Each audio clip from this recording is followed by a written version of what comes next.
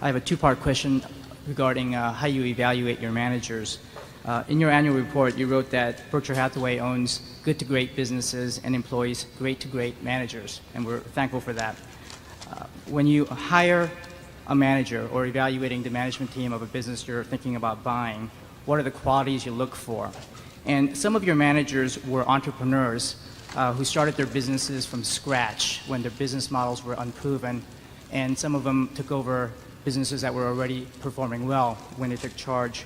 What are the qualities of a great entrepreneur that might be different from those of a manager who can be great at running a company that's established but may not be able to start a business from scratch and tinker around with a business model and figure out how to make it successful?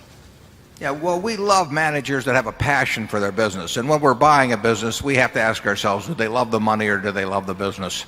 If they love the money, there's nothing wrong with that, but they probably wouldn't be running the business for us a year or two down the road.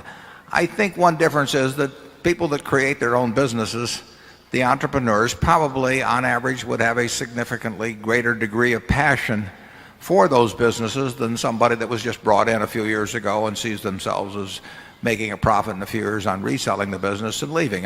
You'll find exceptions in both camps, but we've had terrific luck with the entrepreneurs who basically love their businesses the way I love Berkshire. I mean, they are not going to let anything happen to their businesses. They can, they'll tell me to butt out if I'm going to screw up something in their operations, and they don't regard them. I mean, in a certain sense, I mean, they know they're part of Berkshire, but they regard them in a certain jealousy almost as being their businesses, and we love it that way. And we can spot it when we see it, and when we also can avoid it. We have never. I just got one in the other day, from an investment banker on somebody that wants to resell a business they bought a few years ago. Well, the chances that they haven't doctored up the figures in some way or trying to sell, I mean, it's a piece of meat to them, and if it's a piece of meat to them, what am I going to do with it? So if we make the proper judgment about the passion they have for their business, they're going to keep running. They may have a lot of money in the bank, but they're going to keep running the businesses for us because they love those businesses, and they really are motivated the same way I am. It wouldn't make any difference what I get paid. I'm identified in my own mind with how Berkshire does. Now, I really don't care how the rest of the world thinks about how Berkshire's doing. I mean, in other words, when we looked like we were out of step a few years ago, that really doesn't make any difference to me as long as I feel okay about how Berkshire is doing.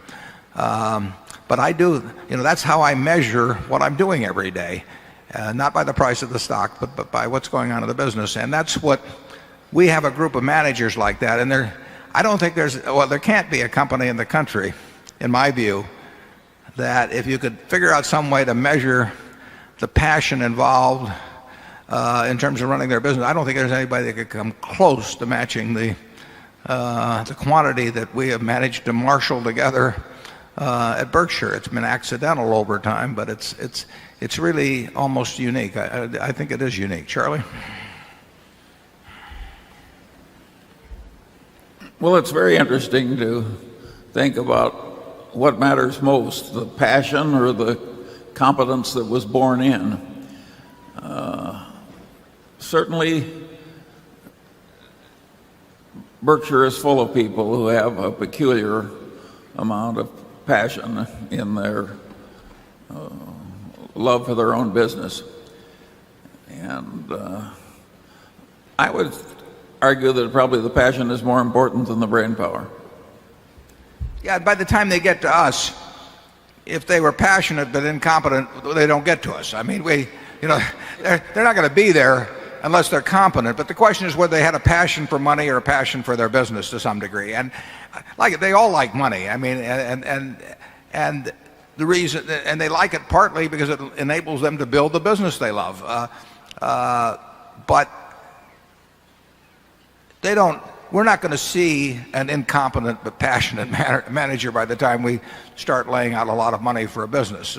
They got weeded out a long time ago, so I don't have to weed those out, but I do have to weed out the ones who want to cash a big paycheck and go off and do something else at some time. And like I say, we've had great luck at that.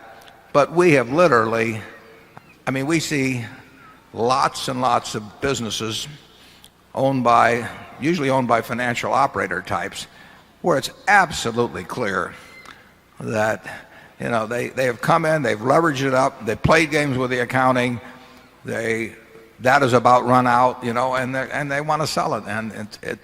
And interestingly enough, fairly often those are bought by other financial operators who think they're going to play the game a second time. We are not interested in any of those at all. But what we are interested in is lunch, and we're going to have that right now. And I'll see you back here in about 30 minutes.